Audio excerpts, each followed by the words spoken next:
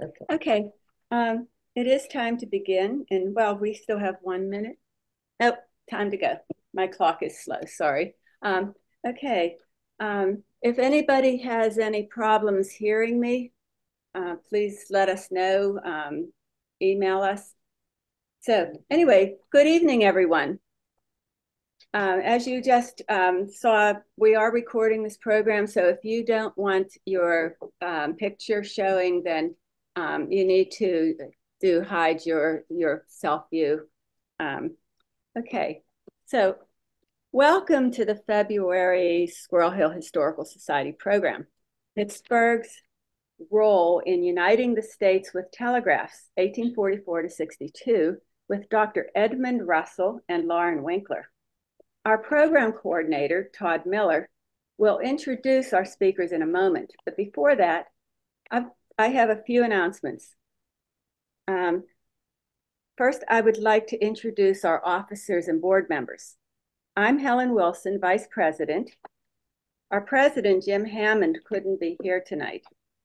Our other board members and officers are Todd Miller and Toby Chapman, our program coordinators. Audrey Glickman, our media specialist. Evelyn Young, our treasurer.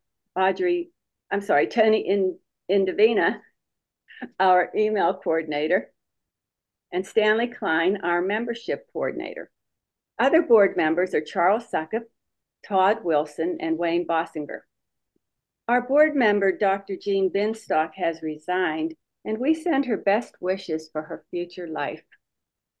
Our presentation next month will be on Tuesday, March 12th, when Squirrel Hill native Howie Ehrlichman will talk about his long career as a Pittsburgh taxi driver in his program, Not a Bad Trip, a Pittsburgh cab story. On another note, as you might be able to tell from what we were going through, we're looking for a volunteer to help run Zoom at our programs. If you're interested or know of anybody who might be, please contact us through our website.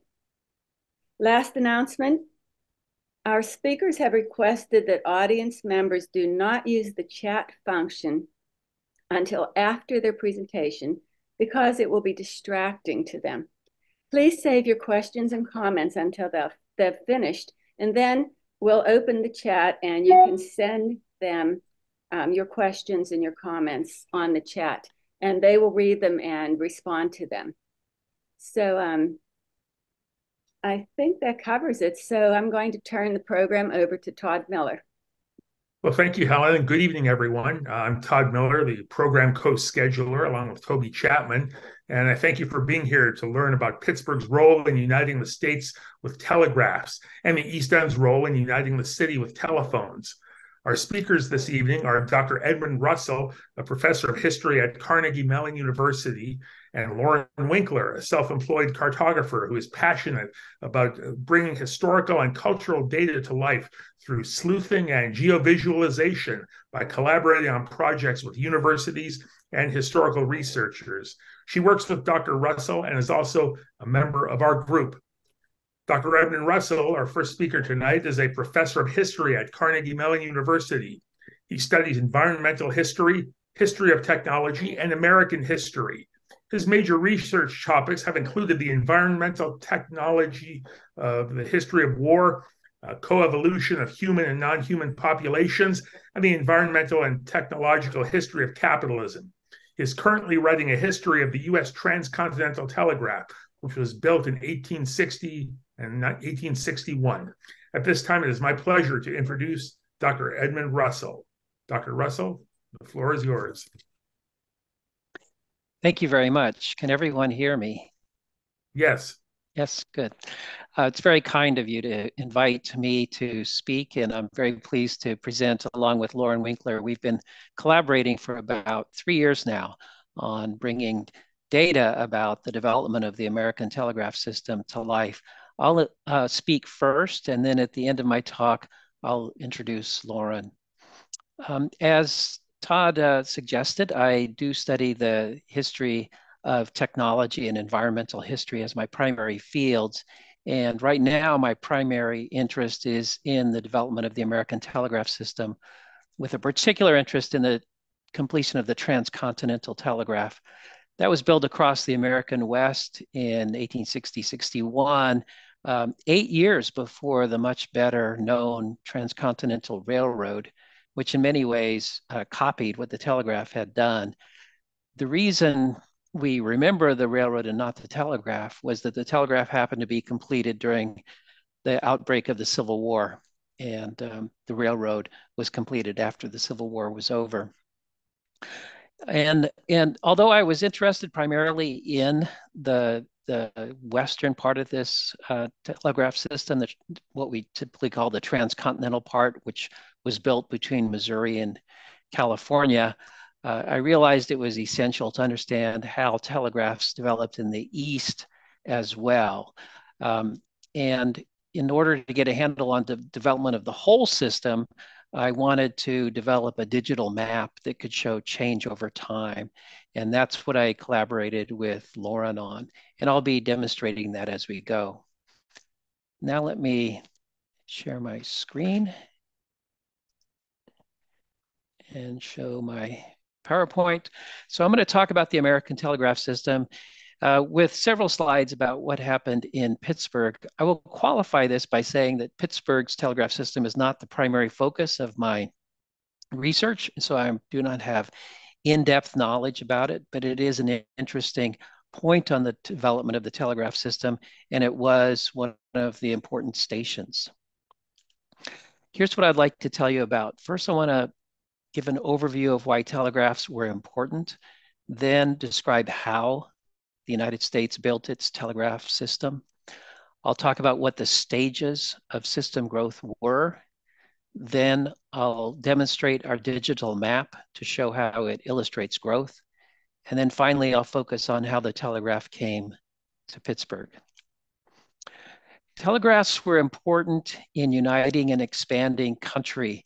Although largely forgotten today, Americans at the founding and in the early 19th century were largely convinced that a very large country was not realistic for a democracy. The belief was that a very large country would create sections that were so far from the capital in Washington that they would feel they had little in common with the capital city, and they would have more in common with trading partners. The main area where these fears centered first was in the Mississippi Valley, because the trading on the East Coast largely went north-south along the Atlantic Ocean and largely on the Atlantic Ocean. The original colonies were well tied together, but the Appalachian Mountains created a watershed that divided those original states from the new states west of the Appalachians, such as Ohio, Illinois, Indiana, and so on. And those states to the west of the Appalachians were tied together by the Mississippi River, not by the Atlantic Ocean. So they had a lot more in common with each other in terms of trade and contact and communication than they did with states to the east of the mountains.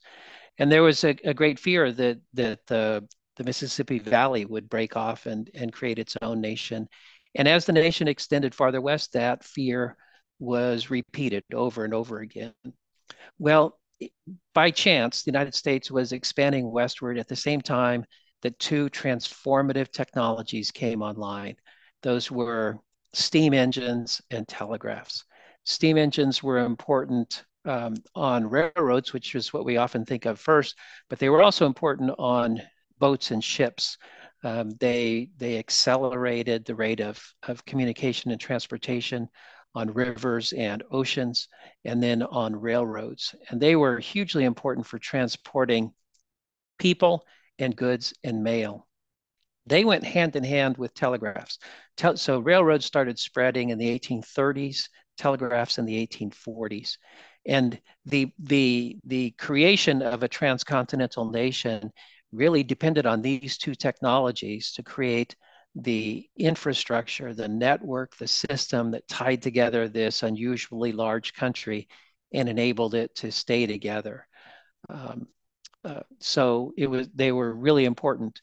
And for telegraphs, one of the really key things to understand, and it took me a while to get my head around this, was that when people talked about the size of the country, they were often less concerned with the miles than they were in travel time. They often spoke about distance, not in terms of miles, which when they did talk about them showed they only had a vague understanding of how many miles separated places, but they had a keen sense of how many days separated places. And the number of days depended on the transportation system. So they might say these two cities are 3 days apart by rail, and which also meant 3 days apart by mail. But then when telegraphs came along, those 3 days got collapsed to mere minutes. So suddenly towns felt close to each other that formerly were very far apart.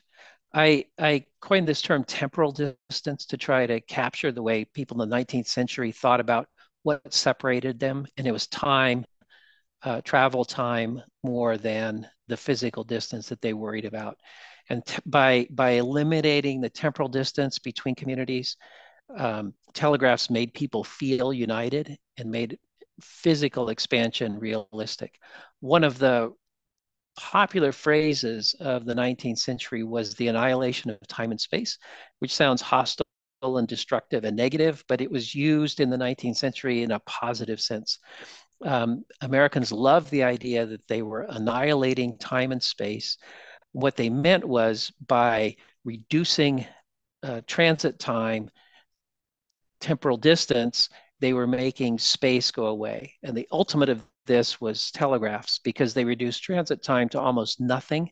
They seemed to reduce distance, physical space, to nothing as well. So telegraphs are really important in creating a sense of a community, that an imagined community that is what a nation is. In daily life, the major uses of telegraphs were newspapers and business people.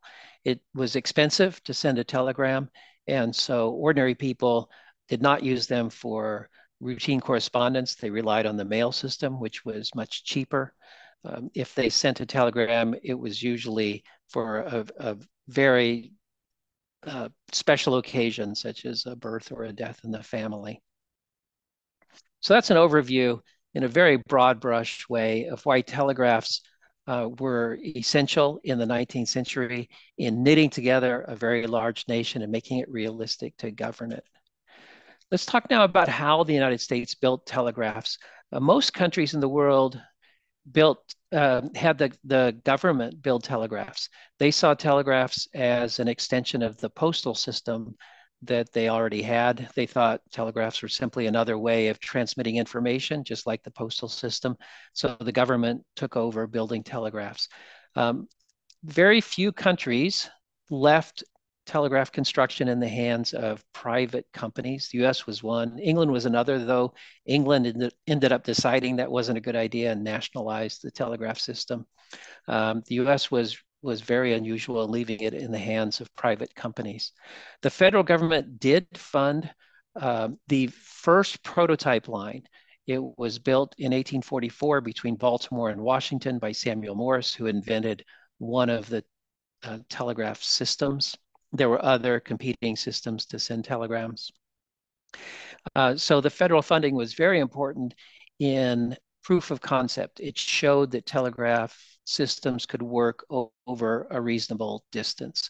But after that, the federal government got out of funding telegraphs until the Civil War, when it funded construction of telegraphs to help in the war effort.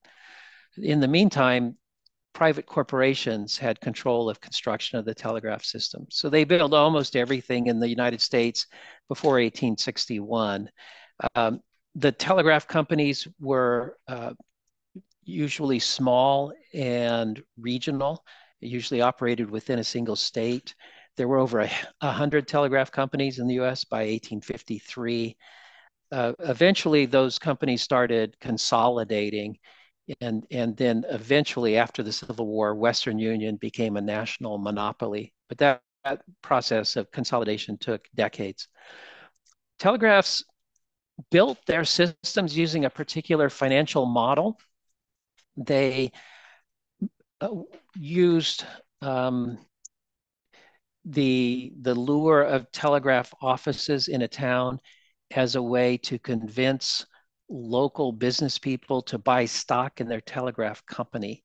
They made buying stock in their company a quid pro quo for getting a local telegraph office. So they would go to a town and say, would you like a telegraph office? The telegraph company would send an agent to a town. The agent would call a meeting of the local business people. The agent would ask whether they would like a telegraph office. They always said yes. And then the agent would tell them how much stock that town had to buy in order to get an office. And the amount was scaled to the size of the town, the population. So this is how they financed it. These agents were roaming the countryside trying to convince towns to buy stock and thus get an office. The main stock buyers were the same people who were the future users of telegraph systems, business people, and newspapers. And the motive to buy stock was to increase profits in their own businesses, not primarily to get stock profits. They saw buying telegraph stock as a connection fee, an electronic connection fee. And that enabled them to send telegrams that helped them if they were in trade to manage trade, or if they were a newspaper to get news more quickly. This system, although highly decentralized, worked actually quite well in developing the American telegraph system. It meant there were a lot of companies out there building at the same time, and the rate of construction was truly impressive. In 1843, the United States had no telegraph lines. 17 years later, the US had 50,000 miles of telegraph lines. And this is all done by hand. Every single hole was dug by muscle labor by people. So it was an extraordinary construction feat to get that much of telegraph system done in that period of time. The stages of growth, I've divided into 6 stages. I've already mentioned the first stage, proving the concept that telegraphs worked. That was the prototype line between Baltimore and Washington in 1844. Once that was done, there was little construction for about a year because Samuel Morse was trying to convince the federal government to buy his telegraph, and the federal government declined to do that. So finally, Morse turned to private capital to build it. And at that point, the first focus was on connecting northeastern cities. One emphasis was on building a line from Washington. Well, it's already built from Washington to Baltimore, but extending that to connect Philadelphia, New York, and Boston. And then there are 2 lines that headed west from the East Coast, one to Buffalo and one to Pittsburgh. And I'll talk about that more in a little while. After the construction in the Northeast, the next phase was unifying the rest of the East, which meant creating a denser network in the Northeast and adding a system in the Southeast. And then actually, while that was happening, there was a completely separate network developing in California in 1852 to 1854. Then in the 1850s, the Eastern companies consolidated until you had 6 regional monopolies in the East. And that meant you had 2 separate telegraph systems, one in the East, one in California. No wire connected those 2 systems. And so a transcontinental wire was built. And that was, I said 1861, which was when it was first completed, but Confederate sympathizers in Missouri tore it down, so they had to build a new line across Iowa that they finished in 1862. So that's an overview of the stages. Now let me talk about the map. As I was visualizing the growth of this system, I knew it was enormously complicated. I knew I could not remember when any particular station opened. So I imagined a digital map that would have a time slider. As one moved the slider, one could see stations and lines being added to the system. And a recommendation by a cartographer led me to Lauren Winkler, whom I think most of you already know. And I approached her with the idea of creating a digital map of this. And we agreed to work together and have continued to do so right up to the present. So this map has over 1,000 telegraph stations now. That's not an exhaustive list, but it is a representative list of those. For those stations, all of the stations, we have dates by which we know they were open and sending messages for the public. And so the date of the opening is time sensitive. For a number of them, we've added images that help users of the map see what the well, various things. In some cases, we have floor plans of telegraph stations. In some cases, we have images of what stations look like. And in other cases, we have newspaper articles to show how people responded. The map explains the I said six stages. I mean, I have a typo here. It should be 6 stages and animates it. The time slider is in there that I talked about. What I'm going to do now is leave PowerPoint, go over to my web browser to demonstrate the map, and then later I'll return to PowerPoint to talk about Pittsburgh more in particular. Oops.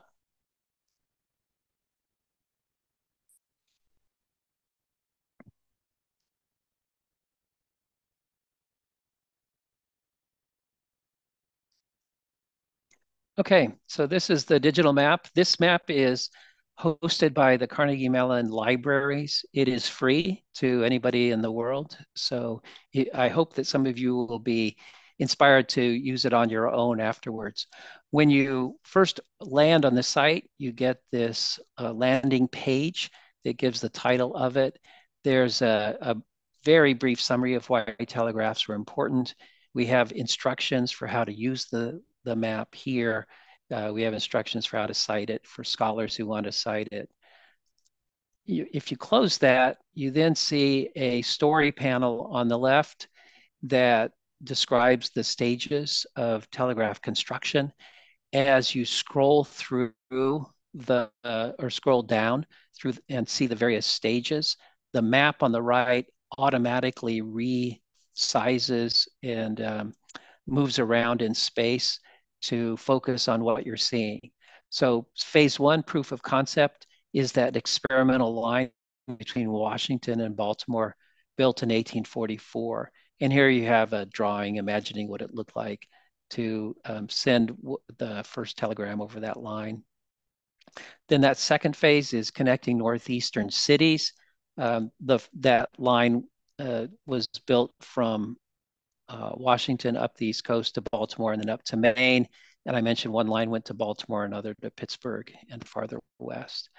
Then the next phase was to unify the East. A big priority was getting a line from those major northeastern cities down to New Orleans, which was the major port for all of the commodities that floated down the Mississippi River system. Then at the same time, California was building its independent telegraph system. But as you can see, there was no wire between those two. Then in the 1850s, those more than 100 companies started consolidating to create these regional monopolies. Each color in this map represents a monopolist, what the region that company controlled. And then phase 6 was creating a transcontinental system, which is the line built, here's Missouri, between Missouri and California.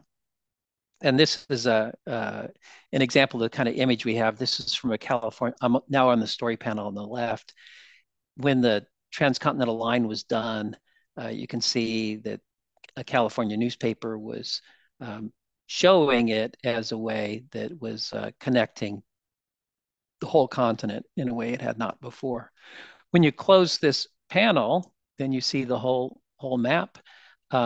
You can control the size of the map by using these buttons on the left.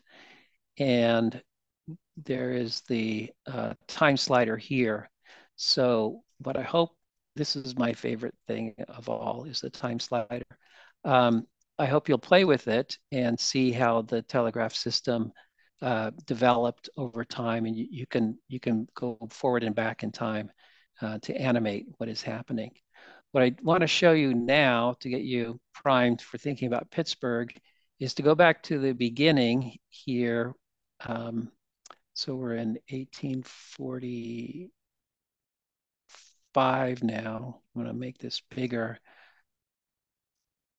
And I'm going to work through time. And what I want you to notice, whoops, is that the growth is going to be discontinuous. You're going to start seeing separate lines in various places that are not connected to each other. We're in 1845 now. Okay, so look, we still have this little line between Washington and Baltimore, but up here we have a line between Philadelphia and Harrisburg, and another one up here around Buffalo. So they're separate from each other, and that's because you have these separate companies building them. And then you have a line. I said that was Harrisburg. That was Norristown, excuse me. The line here was between Harrisburg and Lancaster. And then as you'll see more growth, the line's now heading up from Philadelphia up the East Coast. Now you start to get this east-west line, but it starts in Albany, not down in New York City as you might expect. It's built up to Utica and goes farther west. Then you start getting a line in Massachusetts. So I find the fact that it didn't spread out from one hub and spread evenly an interesting pattern, and showed what decentralization produced. And then now we're getting to the point where it's the Atlantic coast line is filling in, and the line across New York State is mostly filled. And then now it's completed to New York City. So this is an important east-west line. It goes to Buffalo because that's a very important commercial city for trade on the Great Lakes and on the Erie Canal. And now we're going to look at what happens with Pittsburgh. So still we've got this little short line here at Harrisburg, but Pittsburgh is not connected. But we do get a connection to Philadelphia. So that's the node on the Atlantic line. That's the node that Pittsburgh used to connect with everything else. And then you're going to see this line head over to Pittsburgh in 1846 there. So it's done, and it's built and opened pretty quickly. And it opens in December of 1846. Now, one of the things that's important is that that line was always seen as continuing to St. Louis, which was the key center city at the time, especially because of trade on the Mississippi River. So what you're going to see is that line's going to continue west. And there's some other growth too, but it's going to grow very quickly. It's going to grow from Pittsburgh west. I'm looking now at the orange line that's going to Cincinnati. It goes to Louisville, and then jumps all the way to St. Louis, which is right here. And that's in December of 1847. So just 2 years after they started building, they connected St. Louis and the Mississippi River to the Atlantic coast. But you can see that the other places like New Orleans still weren't connected. So it's a period of rapid change, but in a not as easy to grasp it without a map like this that animates what's happening at any given time. And the credit for all this mapping goes to Lauren. She designed this and made it work as well as it does. So again, I hope that you'll play with it. I'll point out that if you are interested in any particular town, and I know we're interested in Pittsburgh, you can get more information. So if you look here, you'll notice that there are these there are lines of various colors. Each color represents a different telegraph company. Where you see a simple circle like this, it means there was one telegraph office. You can see that as I hover over it, in this case, it's Brownsville, Pennsylvania. It tells you the name of the town, the name of the telegraph company that opened the first office, and the date by which that office was open. Some of these circles, including Pittsburgh, are white and have a numeral inside. That shows how many telegraph offices were in that location. And if you click on the circles, you'll get smaller circles that tell you about the various companies that had offices. So in Pittsburgh, you had the Cleveland, Warren, and Pittsburgh Telegraph Company that opened an office by September 1st of 1849. There was the Western Telegraph Company, and there was the New Orleans and Ohio Telegraph Company. Now there actually are two circles here. They're superimposed. And here's another one, Lake Erie Telegraph Company, the Pittsburgh, Cincinnati, and Louisville Telegraph Company, and the O'Reilly line, which was part of the Atlantic Lake and Mississippi Valley Telegraph Company. This is the first one. This is the one that opened its office in December of 1846. This is the line that continued on to St. Louis.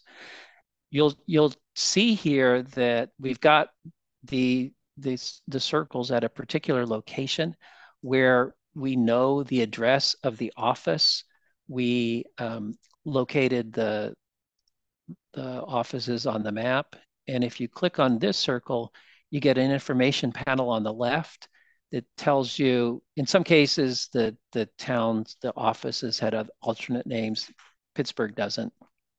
We tell you the company that opened it, the date, and this is a scholarly source. So in all cases, we show you where we got our information so that if you want, you can retrace our steps and find these things out for yourself. If we know the address of the office, we give that address and then tell you where we got that address. So we're citing our source. And then here's an example of the kind of images that are in here. I'm going to go back to this one because this was the first telegraph office in Pittsburgh. It was called Breed's Building in downtown Pittsburgh. Here is an example of the kind of information that enabled us to know street addresses. This is an image from a city directory from 1850, and it shows the O'Reilly line, the Atlantic Lake and Mississippi Telegraph.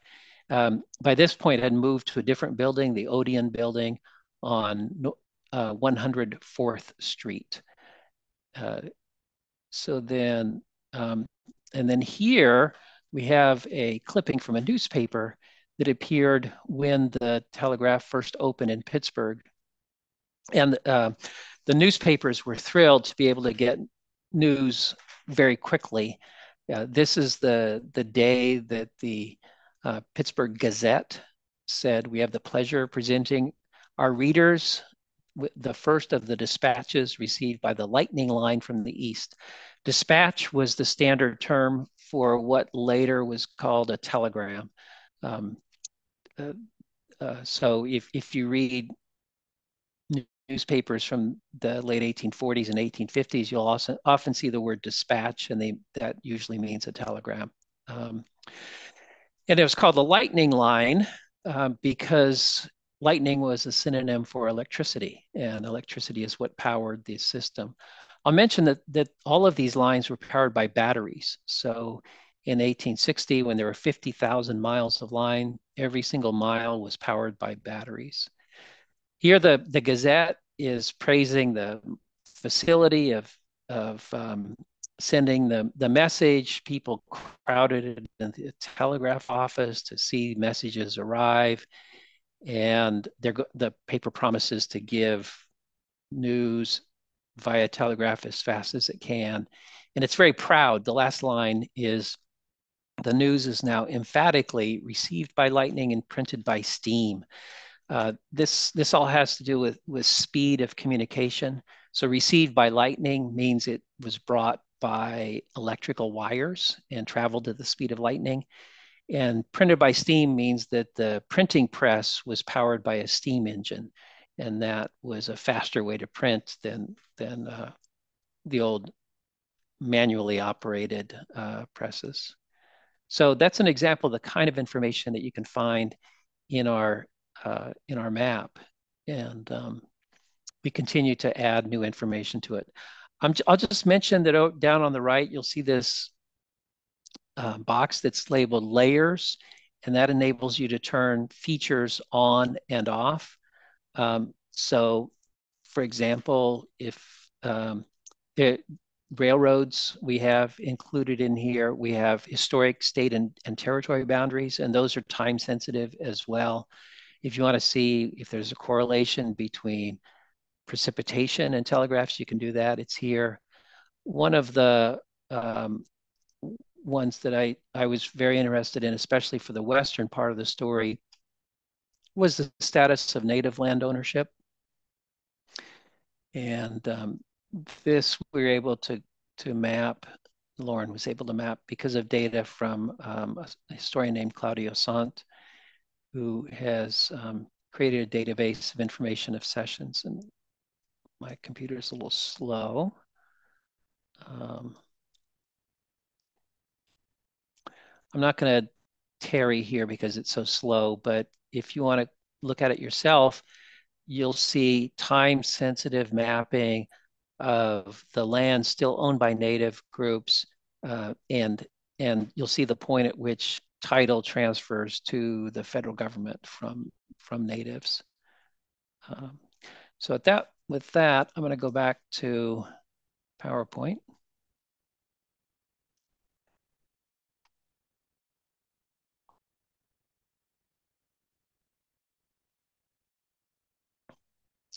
So a little bit more about how the telegraph came to Pittsburgh. I mentioned that it was built by Henry O'Reilly. He was an Irish immigrant to the United States. He had arrived as a boy around age 9 or 10 and was apprenticed to a newspaper editor. So he learned journalism and printing in the newspaper office. He became the editor of a newspaper in New York State, and it was there that he heard about this new technology called the telegraph, got interested, and he ended up getting actually a couple contracts with Samuel Morse. He built the first line between Baltimore and Philadelphia, and he also got the contract to build the first line from Philadelphia to Pittsburgh to St. Louis. And the Pittsburgh office opened in December of 1846, very important for accelerating the publication of news. And then a year later, it reached St. Louis. The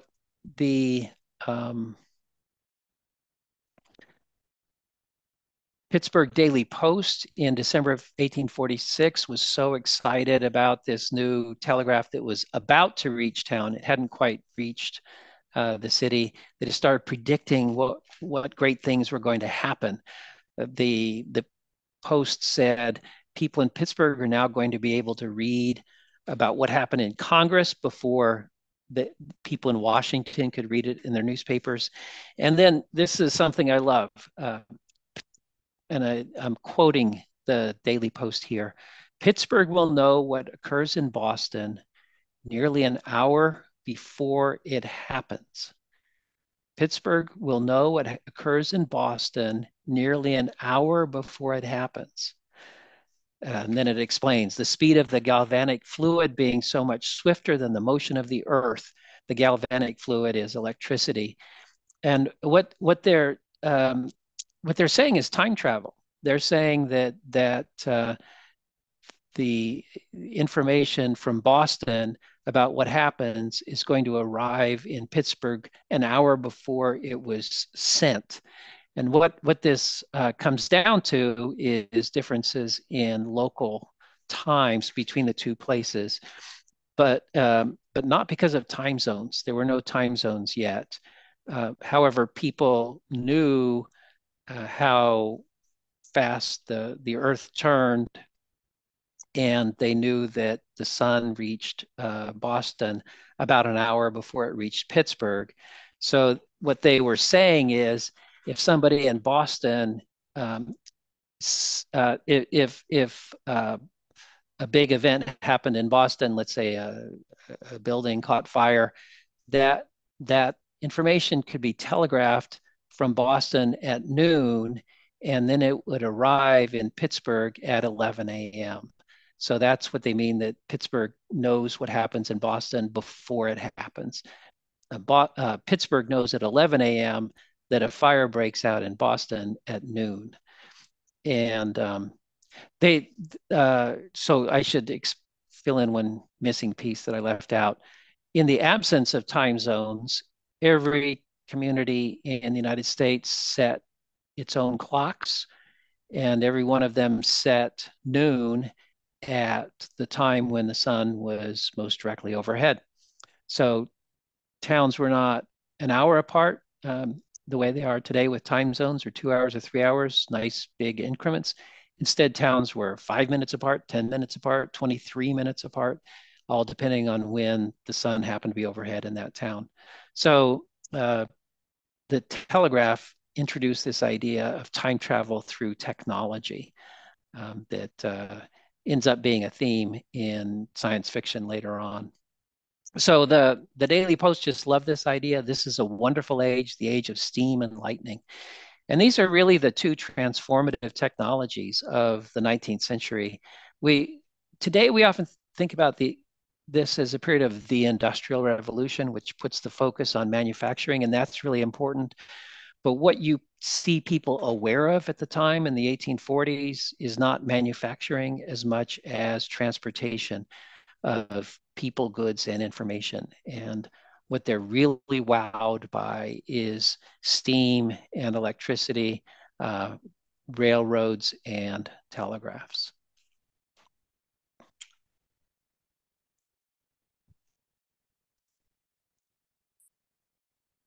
So how did Pittsburghers finance the telegraph? I told you that the standard method was to go to a town. The telegraph company would send an agent to a town and demand that locals buy a certain amount of stock. I didn't find that request in Pittsburgh newspapers, at least in the digital databases I was looking through, which is a little bit unusual. But I'll also mention that optical character recognition is very poor for 19th century newspapers. And my prediction is that there probably was something there, but the OCR did not pick it up. I did, however, find an example of O'Reilly asking for money to build the telegraph west from Pittsburgh to reach down the Ohio River. And he convinced local leaders to sell subscriptions for him. Subscriptions were contracts to buy stock in installments. So in this case, this is December 1846. So the telegraph is arriving in Pittsburgh this very month. And already O'Reilly is selling stock to fund extension of this to the west of Pittsburgh. So what that ad, this is a classified ad in the Pittsburgh Gazette. It says Ohio River Telegraph from Pittsburgh to Louisville through Wheeling County, Columbus, and Cincinnati. And it describes that O'Reilly has assigned these men to sell $10,000 worth of stock to the citizens of Pittsburgh and vicinity. So he's selling stock in Pittsburgh to build the line, but to build it west of the city rather than from the east to Pittsburgh. And this company of Hanna and Waterman on Water Street are handling the sales of the stock for O'Reilly. The first office was in the Breeds building, as I showed you, and actually is on the second floor. The mayor's office was on the bottom floor, the first floor. So it was a highly visible place, a very attractive place for advertising this new technology and making people want to come read it. And here I've repeated the quotation from the article that I showed you. So that gives you some sense of how the American telegraph system developed and how Pittsburgh played a really important role as a target to construct the line from Philadelphia, and then as a place where money was raised to continue the line westward all the way to St. Louis and the Mississippi. I'll mention also that 15 years later, when the transcontinental line was done, the line went from San Francisco to Salt Lake to Omaha to Chicago to Pittsburgh. And Pittsburgh was a retransmission point for the telegrams that then continued on to the Atlantic coast. So I've shown you some of Lauren's work on this digital map. And so now I want to introduce Lauren Winkler, whom some of you already know well. Lauren is a Carnegie Mellon graduate. She studied information systems and then went on to get a master's degree in digital cartography at the University of Wisconsin. And she is a professional in what's called geographic information systems, which is basically digital mapping software that enables you to map various kinds of data. And in her spare time, she works as a freelance digital cartographer. So I was very lucky to find her. I was looking for somebody local to work with on this digital map, and somebody recommended Lauren. She had worked with Tammy Heps, who is on this Zoom, to map the residences of the Jewish population in Pittsburgh and Homestead. So she already had experience mapping historical data. And one of the things that I remember when I first approached her and saw the kind of data that I was hoping to map, her reaction was, "This is great data. I can't believe nobody's mapped it yet." So it was our opportunity to work on it together. I think you've seen that she creates beautiful maps that are both useful and visually attractive and packed with information. And so I'm enormously grateful to Lauren for the chance to work with her and build this public resource. I'll mention that the map has developed a global usage pattern. We have some statistics about who's using it, and people all over the world are finding their way to it. Other scholars are already using it as a foundation, a reference work for their work. So at this point now, I'll turn the floor over to Lauren, who will continue the story in history and talk about the next phase in electronic communication, which was telephones. All right.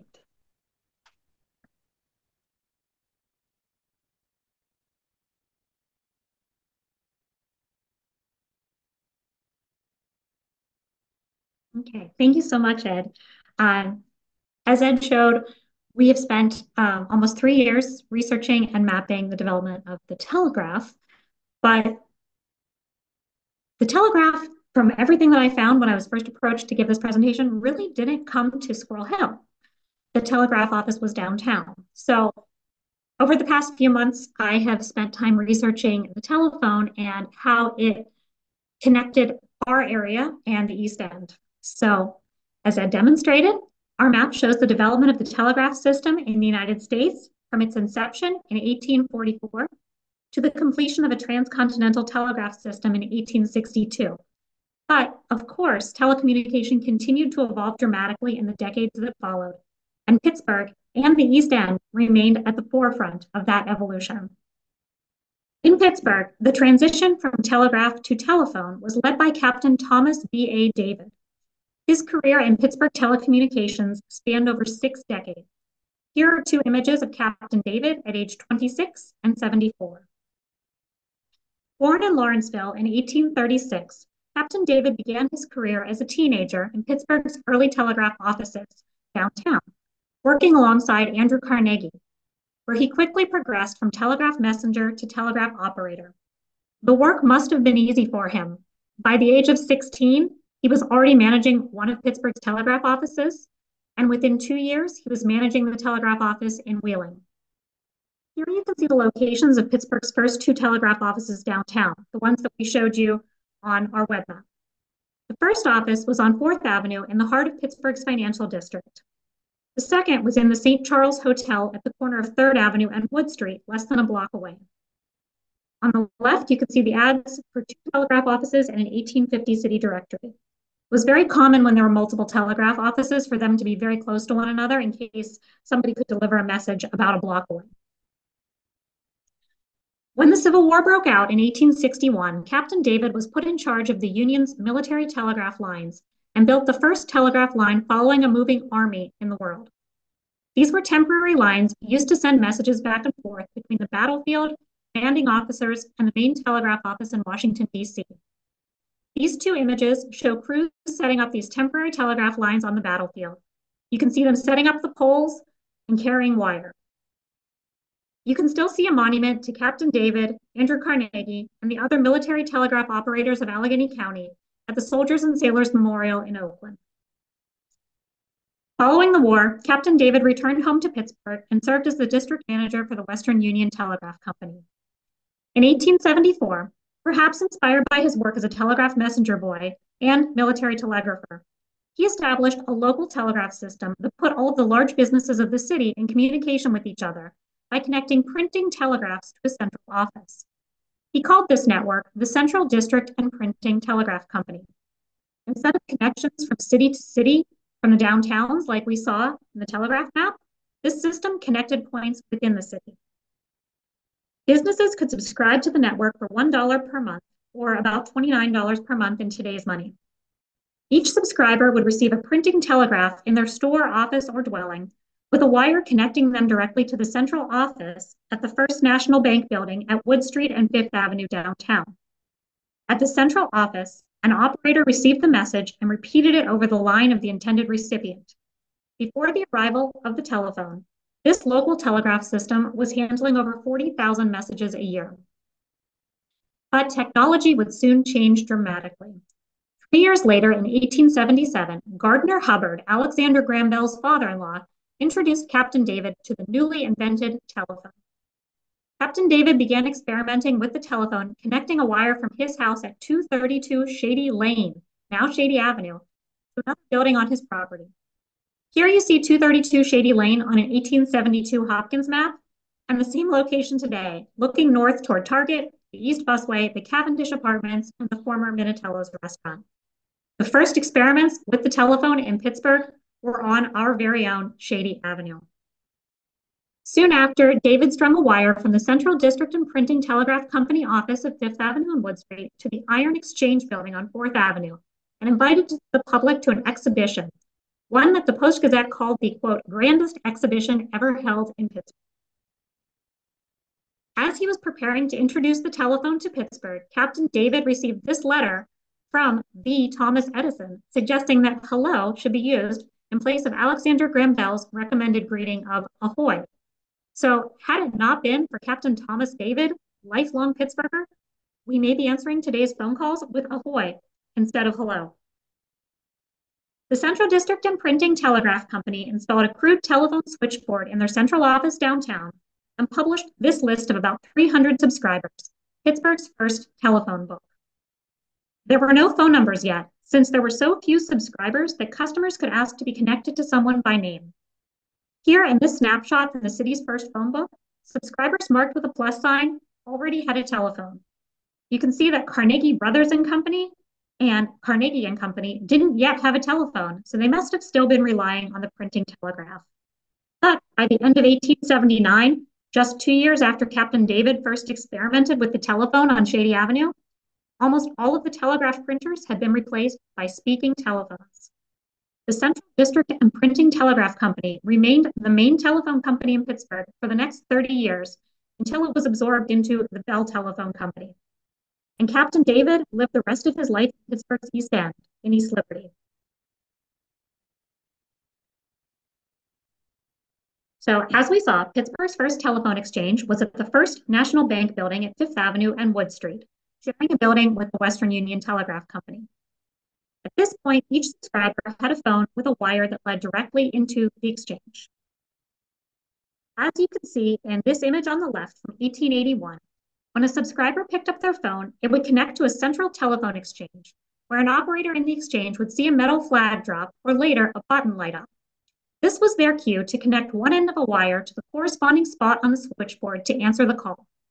Once connected, they would get the name or number of the recipient and manually connect the other end of the wire to the recipient's spot on the switchboard.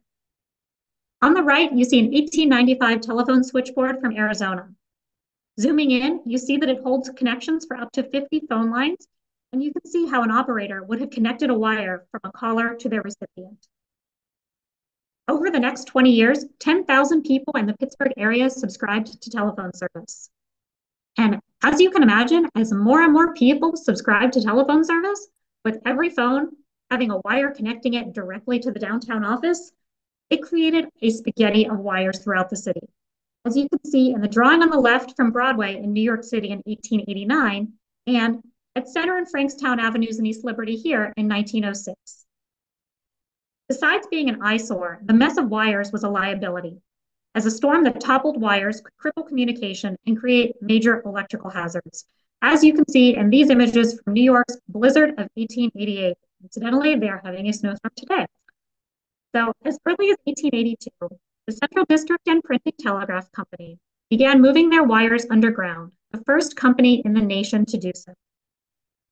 I could not find a photo of downtown Pittsburgh's mess of overhead wires, which serves as testament to the fact that we were such pioneers in the technology of underground telephone wires.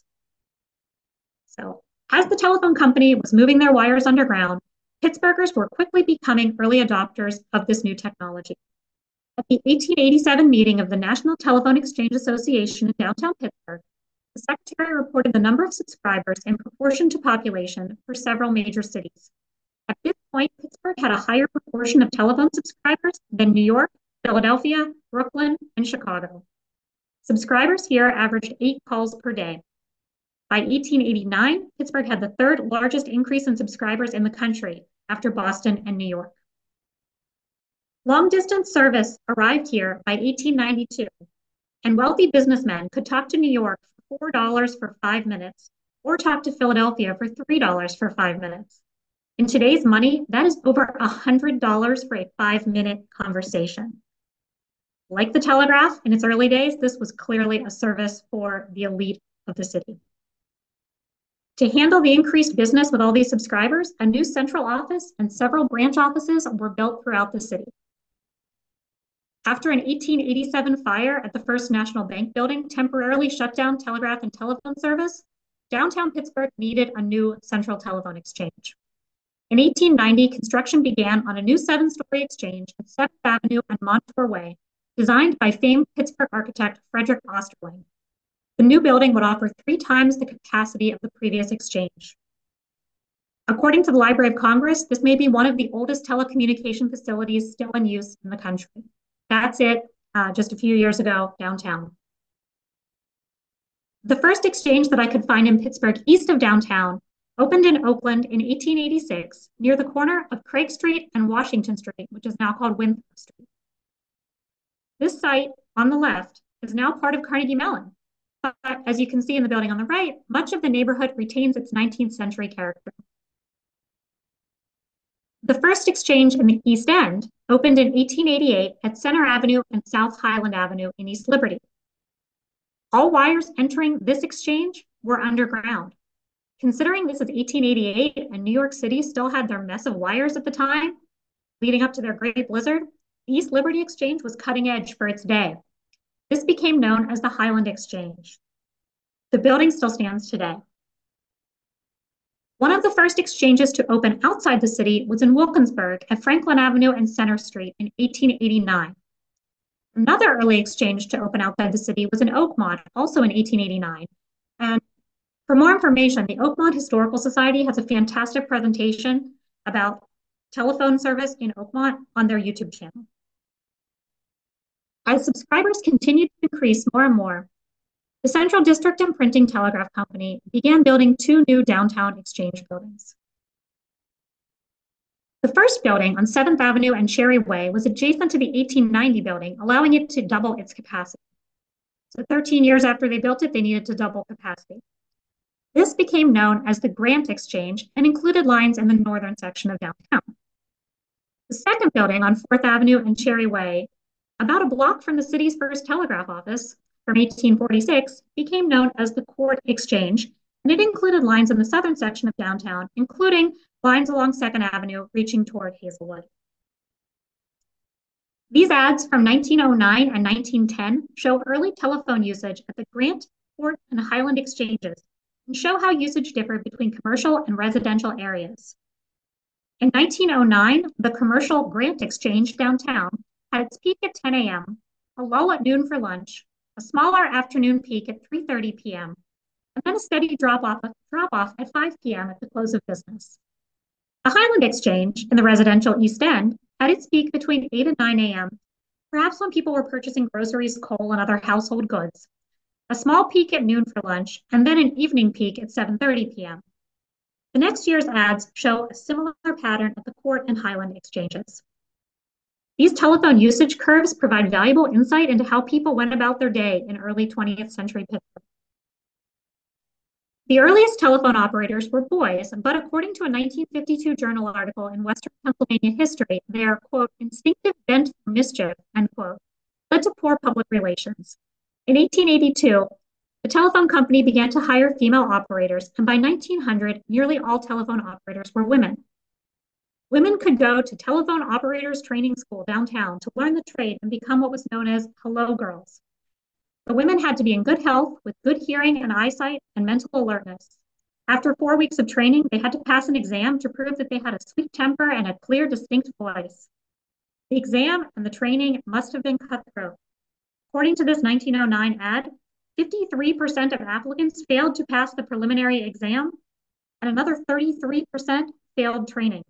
Only 14% of applicants became regular telephone operators. The earliest ads for telephone operators looked for women ages 16 to 19, like this one from 1905. For some reason, though, the ideal age of a telephone operator increased. By 1917, they sought out women ages 18 to 25, and over the next several decades, requirements loosened and men were again welcomed as telephone operators. Naturally, since Squirrel Hill developed later than the other neighborhoods in Pittsburgh, one of the last to develop, it didn't have one of the early telephone exchanges, but we were soon about to get our exchange. The original Hazel Exchange opened in 1900, most likely at 4737 2nd Avenue in Hazelwood, close to Hazelwood Avenue in the heart of the business district. 4731 2nd Avenue, the address listed in this 1901 article, was an undertaker, so that was probably a newspaper typo. 4737 2nd Avenue was a post office, and although it was never mentioned specifically as a telephone exchange, it seems like a much more likely place. Most buildings in this block are long gone today, but based on the one remaining building on the right, you can imagine what this area might have looked like at the turn of the 20th century. Initially, the Hazelwood Exchange was called the Wood Exchange. In this article from the Western Electrician Journal, you can see the names of the city's 10 exchanges at this time. Instead of naming exchanges based on their locations, the phone company decided on mostly one-syllable names like East, Park, and Wood. The one-syllable name idea quickly failed. The 10 exchange names sounded too similar to telephone operators, so just 4 years later, new names were selected with, quote, particular regard for the distinctness with which they can be heard over the telephone, end quote. In 1904, the Wood Exchange was renamed to the Hazel Exchange, and the Squirrel Hill phone number as we know it was born. Look at these 1903 and 1904 city directory records of the Birchfield family, namesake of Birchfield Avenue and Ira Way, who lived at what is now Beechwood Boulevard and Swain Street. In 1903, their number was Wood 33. In 1904, it was Hazel 33. Phone numbers were still only 2 numbers at this point, since there were so few subscribers. Also note some of the other new exchange names for 1904, like Highland, Shenley, and Court, some of which can be seen in the 1904 directory records for the Birchfields. Those of you familiar with dialing numbers in Highland Park, Oakland, downtown, or the North Side in the mid-20th century will recognize some of these exchange names as they were still part of phone numbers through the 1960s. By 1910, the Hazel Exchange had 582 subscribers, including many like the Birchfield and newly developing Squirrel Hill. Soon they were outgrowing the Hazelwood Exchange and they needed a bigger facility. Enter the Squirrel Hill Exchange.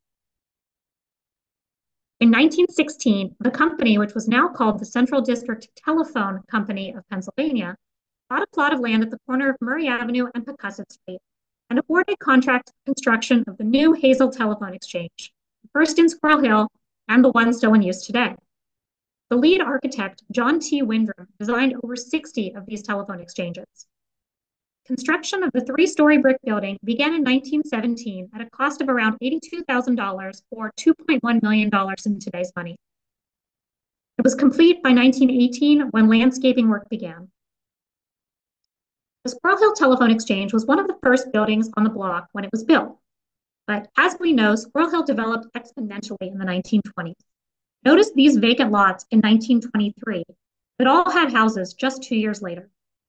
Phone subscriptions increased dramatically.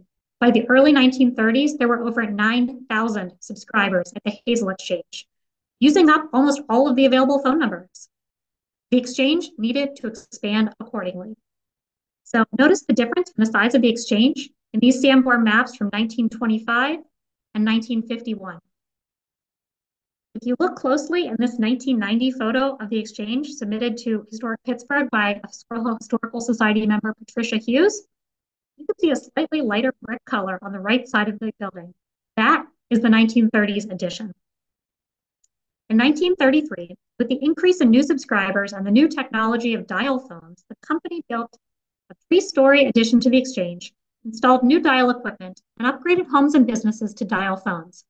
The total cost for this expansion was over $1 million in 1932, over $27 million today. With this expansion, the Jackson phone number was born.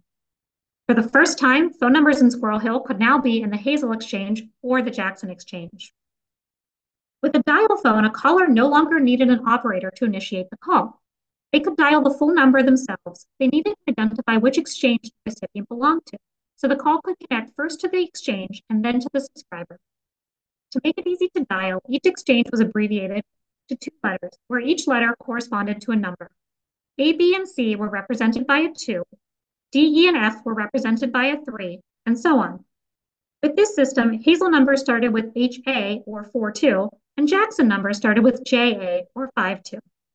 You'll likely recognize the first 2 digits for some of the other exchanges in our area. Highland, HI, or 44 in East Liberty, Museum, MU, or 68 in Oakland, Grant, GR, or 47, and Court, CO, or 26 downtown, and Homestead, HO, or 46. At first, phone numbers were standardized to 2 letters and 4 numbers, like HA, Hazel, 1596 in the South. When that was no longer sufficient, phone numbers were expanded to 2 letters and 5 numbers, where the extra number was usually a 1 added after the first 2 letters. So the Hazel Exchange became HA1 or 421, and the Jackson Exchange became JA1 or 521. I could not find any specific reason for why Jackson was chosen as our new exchange name, but in general, exchange names were selected for their distinctness based on studies designed to minimize misunderstanding when spoken. In 1955, AT&T published a list of recommended exchange names nationwide, and Jackson was one of 6 recommended names for a 52 phone number. This map from a 1960 Western Pennsylvania phone book shows the geographic extent of each phone exchange in the Pittsburgh metropolitan area. By this point, other neighborhoods needed to add exchanges too, just like Squirrel Hill had added the Jackson Exchange. In Oakland, Shadyside, and Lawrenceville, the Mayflower and Museum exchanges replaced the Shenley Exchange. Highland Park and East Liberty added the Emerson and Montrose exchanges, and downtown added the Atlantic and Express exchange. On the right is an example of directory records from the 1960 phone book. Notice how the numbers usually appear with their 2-letter exchange, a 1, and 4 other numbers. For example, the Squirrel Hill News' phone number is Jackson 11345 or 521-1345. At this point, there were still only HA1 and JA1 or 421 and 521 phone numbers in Squirrel Hill. The Hazel Exchange was split into 421 and 422 around 1970. The use of exchange names also ended around this time, but the numbers that these exchanges represent still exist in our phone numbers today. So if you dial a number that is 421 or 521 or 422, Hazel and Jackson. The Squirrel Hill Phone Exchange has been a fixture in our community for over 100 years. In the early years, it was a public spectacle. In the 1930s, 40s, and 50s, the phone company held open houses where people could tour the building and its equipment and try out a, quote, voice mirror, end quote, to hear how their voice sounded to others through a telephone. I couldn't find any other photos of the inside of the Squirrel Hill Exchange except for this one of people trying out the voice mirror at the first advertised open house in 1938. The last open house that I could find in newspapers took place in 1956, and the building appears very much closed off to the public today. With so many people cutting their landlines, the future of the Hazel-Jackson Exchange is now uncertain. A 2015 Squirrel Hill Urban Coalition report said, quote, the corner building, now practically derelict and housing computer-operated switching gear, essentially runs itself. Though 2/3 of the building is vacant and the exterior needs to be cleaned, painted, and landscaped, it still appears to have a lot of potential for rehabilitation and new productive uses, end quote. Students from Carnegie Mellon's Masters of Urban Design program suggested new lighting and a redesigned bus stop to provide a more comfortable and safe environment for commuters. Across the country, vacant phone exchanges have been repurposed into condominiums and apartments. With such a prime Squirrel Hill location, perhaps our phone exchange will become apartments too. And then people will again be able to take a tour and see what's inside our Squirrel Hill landmark. In this concept from the CMU students, note that the tallest and most prominent feature in the foreground is a wooden pole with elevated electrical wires. These electrical poles were first introduced in 1844 with the first telegraph line between Washington and Baltimore, and they still serve as an enduring legacy of the telegraph that you can see today, here and around the world. Despite all of the technological advancements of the past 180 years, a link to our telegraphic past is still alive and well. Thank you for your attention. If you have any questions, comments, or memories, please share them in the chat. And since it's February and we're on Zoom, I'll leave you with some fun early telephone ads from 1913 about the convenience of using the telephone on a hot summer day. Thank you.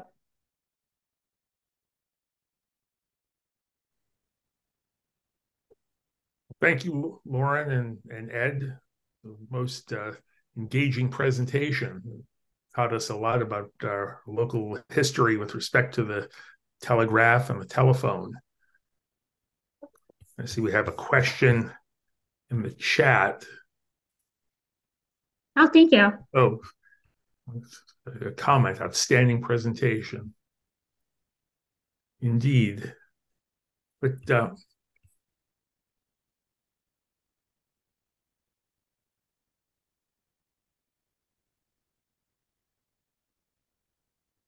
I'd love to know if anybody from the Historical Society was able to take one of those tours.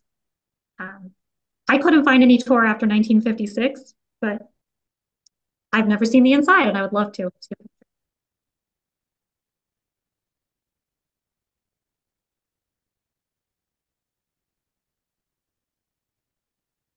Okay, so Ed, this one's for you.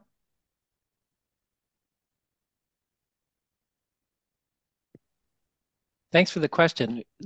Was there an official first transcontinental telegraph message? Yes, there was.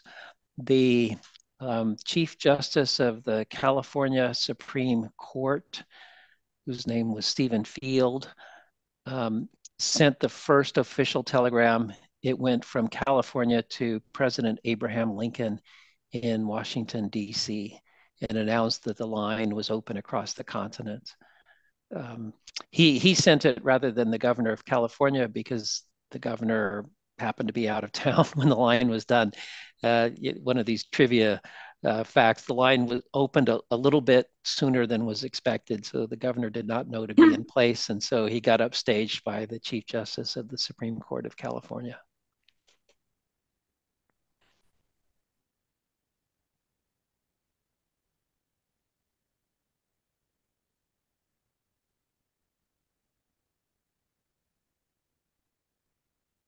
I think, Ed, there's another question for you from Tony and Davina. What kind of batteries did the telegraphs run on, and how did they charge them? Yes, good question. They were acid bath batteries. So the the batteries were made up by the telegraph operators. And the way they recharged them was by dumping out one batch of acid and replacing it with a fresh batch. So what it looked like were cups, just like, big coffee cups today, I guess. And then there were electrodes in them and wires that connected them. So the differences in the acids created the electrical current between them. And it took off in about 50 of these cups to generate enough current for the telegraph system to work. It did mean that the signal was not terribly strong. So it could go about 50 miles, and then the message had to go onto a new circuit and be retransmitted with another set of batteries. So there's a question. Kathy was saying that she remembers an operator sending telex messages overseas in the early 80s. Are you familiar with telegraphs from the 1980s? I know my parents got a wedding announcement or wedding message via telegram. So I know that telegrams were still being sent until I think the early 2000s, maybe. Yeah, a lot of great questions here. And then Toby said, how were problems solved, such as Native Americans, buffalo, and getting through the Rockies? So I know that if you look at the line for the transcontinental telegraph, they were trying to find, you can overlay the elevation, the precipitation, and you can see that they basically followed natural valleys. They did in Pennsylvania between Philadelphia and Pittsburgh. They did with following like the Erie Canal route from Albany to Buffalo. And then they also in the West, they followed a natural valley where the mountains were, I guess, the least difficult to traverse. They did have a lot of issues with Native Americans cutting wires, and that was one thing, and that the telegraph did expand at the expense of the Native people. Do you have anything you wanted to expand on that? Yeah, you've summarized my whole book here and some of the major challenges that they faced. The challenges were immense in building across the West. Actually the telegraph companies. Let's see. Okay, this line between Missouri and California was built in 5 months, most of it in 1861, which was really fast. They could do it that fast because 3 telegraph companies were working simultaneously, each on a different section of the route. The 2 biggest companies were Western Union, actually a subsidiary of it, was building from Nebraska to Salt Lake City, and then a California company was building from California to Salt Lake City. And both the Western Union subsidiary and the California subsidiary employed Native Americans as stock tenders. And the goal was to cultivate good relations with the natives. So that was a positive effort. On the other hand, they built across native land without getting permission. They did have permission from the federal government to build on open land, but actually the federal government didn't have title to where the line actually went. So that was a source of conflict. A Lakota chief complained that the telegraph line was a treaty violation, and it was. They hadn't gotten permission the way they should have before they built it. The buffalo were not so much of a problem when the lines were first built, so far as I can tell from the records, though later they became a problem in that they liked to scratch on the poles and could knock a pole over. Getting through the Rockies was really challenging, but they went through what's called South Pass. If any of you have driven and know Western Wyoming, that's the major pass. The California, Oregon, Pony Express trails all went through South Pass, and the telegraph did too. how were messages retransmitted? At first, they were retyped in the office, and then later, mechanical devices were invented that could transfer a message from one circuit to the next circuit. Those devices were called repeaters. Were the telegraph keystrokes in California received in DC? No, because they were repeated. And Pittsburgh was one of the stations where the message was repeated. There's an interesting bit of business history that's important here. After repeaters were introduced, it was technically feasible for a signal from California to be the only keystrokes done, and the signal in theory could have gone all the way to Washington. The problem with that was that you had those regional monopolies, and the telegram had to pass over the lines of each company, and each company wanted to make sure it got paid. So they insisted on the message being transferred to paper, and when it moved from the line of one company to the line of the next company, and that way each company knew exactly what was being transmitted and how much money they should be paid for it. So that was there were still those delays for retyping even after repeaters made it technically feasible to avoid that problem. Are some of the former line routes used as easements for utility companies? I don't know that they're easements for utilities, but they're definitely, the telegraph followed railroads. So the first line followed one of the earliest railroads.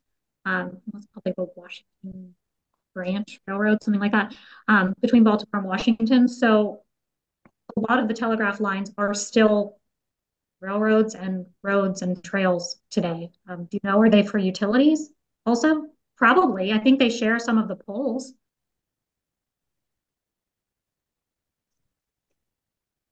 Yes, so, right.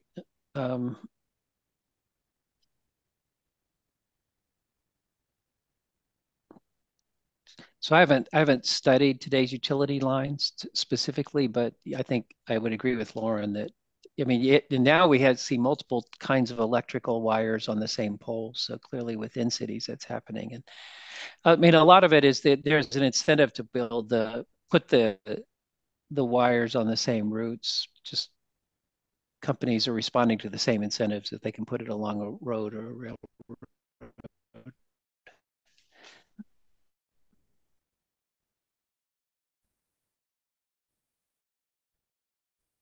The Hardy Central District Telephone Company of Pennsylvania. There were a bunch of ads, and some of them were for having an individual line. So that was a luxury in 1913. I do know that in my parents' childhood, there were party lines. I think my mother had a party line growing up. So they were definitely there in the 1960s. I don't know when they disappeared. I would guess in the 1970s, but I don't know specifically. Do you know? I was actually reading other questions in the chat, getting ready for the next one. So I'm sorry. Okay. Do you know when party lines disappeared in Pittsburgh? Oh, I do not. I'm afraid. Though I was watching the Doris Day Rock Hudson movie, Pillow Talk, the other night, which it was made in 1959, and the premise of it is that the Doris Day character and the Rock Hudson character shared a party line in 1959 in a big city. So still around then. It's for a connection of local manufacturing. Yeah, I don't know. Sounds like a Joel Tarr question. It does. It certainly would not surprise me, but I do not have specific information about that. It's a good question. Yeah. There's a CMU history professor who researches industry in Pittsburgh in the late early 1900s, Joel Tarr, and he might be a fantastic person to direct that question to. And he has published on fire alarm telegraphs, and might well have the answer to the question about when the first fire alarm telegraph was installed. I did see some in the 1890s, and actually, if you look in Charles Suckup, one of the board members, showed me some of the records from the city council meeting minutes, and they would talk about how different um, roads were going to be used as right-of-ways for telephone lines and telegraph lines. And when I was looking at that, I did see some were for city services, so they were for fire alarm lines. I would guess around 1880s, 1890s, but I don't know specifically. By the way, these are great questions. Yeah, I was like, getting a kick out of reading them. Were telegraphs used in the shipping industry and integrated with radio? Yes. In fact, radio originally was called wireless telegraphy. So, and the shipping industry, it went all the way back to the early days. A lot of the lines along the Atlantic coast were used by ship owners and merchants who were using the shipping industry to ship goods to communicate. So it was important. And very early on, there was an effort to build cables that would cross the oceans. And those were important in shipping as well. Yeah, I'm reading Yale Cohen's 2 days of holiday. The time it would take to communicate, which I mean, that's really interesting. Makes sense. Yeah. Yeah. I was thinking about how election day is on a Tuesday. What sort of scale? Yeah. And it's to communicate the message. It's how long it took to transmit information. It does sound the same idea. Yeah. How far apart can people live in time and still feel connected? It's the key idea, I think. So one of the things created. Sorry, go ahead. Sorry, one of the things I was researching is the amount of time it would take news to travel.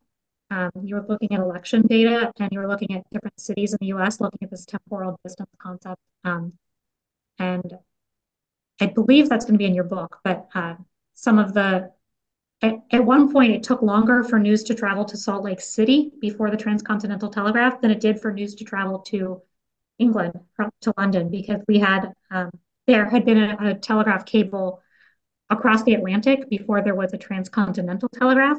So in that sense, London was temporally closer than the West, parts of the West. Yes. Time zones. Time zones were created thanks to the railroads, and I believe it was 1870s, if I remember correctly. You can imagine what a nightmare it was for railroads to try to coordinate schedules when each town along the route was off in time from the other by a matter of a few minutes. So they said, let's just create these standard time zones, and they were able to convince the government to do that. Oh, here's an answer. 1965 had party lines and then gone shortly thereafter. So that's a good answer to the question. Grandmother sent telegraphs to relatives on their wedding days. Yes, that was a tradition. And when I got married, we got a few telegrams from people who were unable to attend. I'm guessing that the telegrams are not sent. You cannot send one in the US anymore. So it's not possible. But I wonder. The last telegram anywhere in the world was 2014, which was a lot later than I thought. It was in India.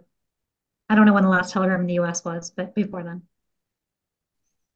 So yeah, people would have used telegrams. My relatives would use it if they were going overseas and wanted to send a message that they had arrived, because at that point, sending a telegram was cheaper than calling long distance. And that would have been like maybe 1970s, 1980s timeframe. I'm going to skip one and then have it come back for you because there's a comment that's related to the party lines. Toby Chapman says, as a child in Chicago about 75 years ago, we not only had a party line, but a coin slot. I'm guessing that was to pay for each telephone call. Within your own home, you had to pay for each call. You're nodding, I see. That's interesting. I was unaware that people had payphones inside their homes. I knew about them in hallways. When I was in college, we had a payphone in the hall in my dormitory. So, group living situations had them, I know, but I didn't know inside individual homes. That's really interesting. Lauren, the next question is for you. Were telegraph lines used to carry telephone signals?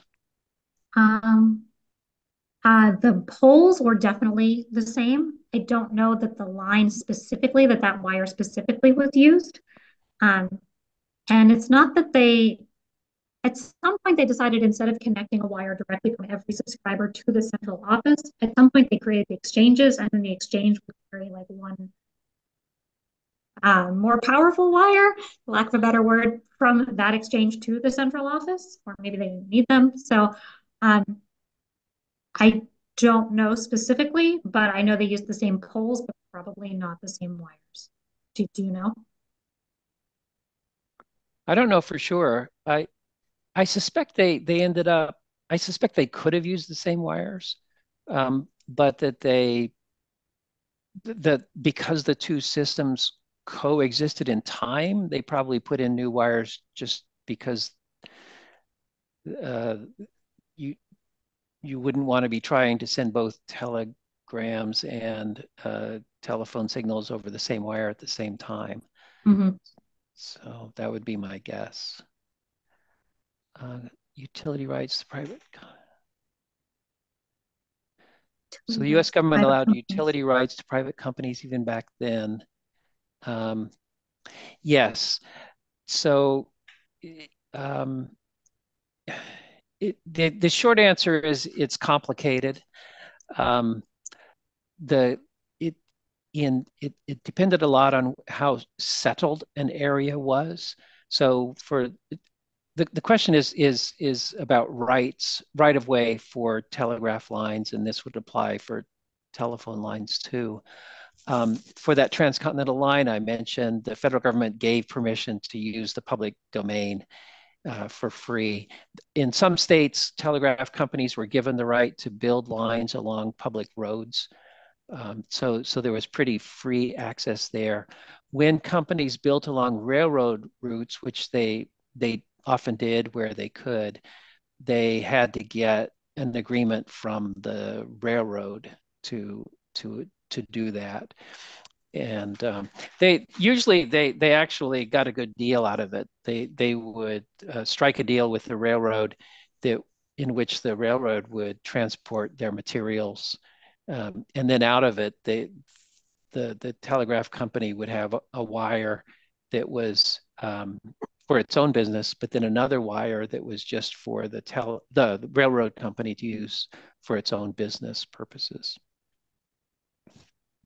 One interesting thing about the telegraph, one of the early telegraph lines, as I know Todd Wilson has talked about in his presentation, one of the first bridges in the city, I think it was at Wood Street, and that first bridge I think it was the Roebling Bridge that was in Wood Street. That was one of the bridges that carried the telegraph line across the river toward the south side, and that was one of the earliest lines at that time.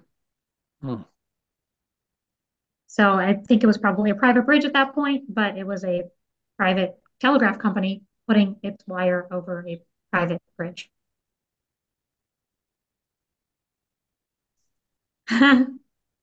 Well, and Lauren, this has been a most engaging Q&A session. We've run considerably over, but that is just a testament to the depth of the subject and your expertise in the subject. And so we thank you for sharing your time and talents with us this evening. Yeah, thank you. And we would love to hear from you. Just saw Roz's question. Next big thing for mass communication.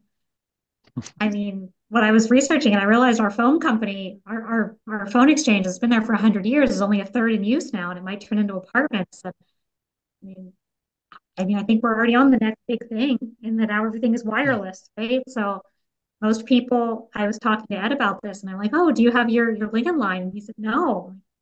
I don't know. I feel like the idea of not having wires at all is the next big thing in mass communication, or the current big thing, right? I don't know. Thank you all. This has been fun. Great questions. Yes. Thank you very much. Appreciate your time. Take care. Take care. Well, Bye-bye. Thank you. And our next meeting will be on Tuesday, March 12th, back at the Church of the Redeemer. So we'll see you in person 4 weeks from today. So again, thank you, Ed and Lauren, and thank you for attending tonight's meeting, and we'll see you in March. Thank you so much. Bye-bye. Good night. Night.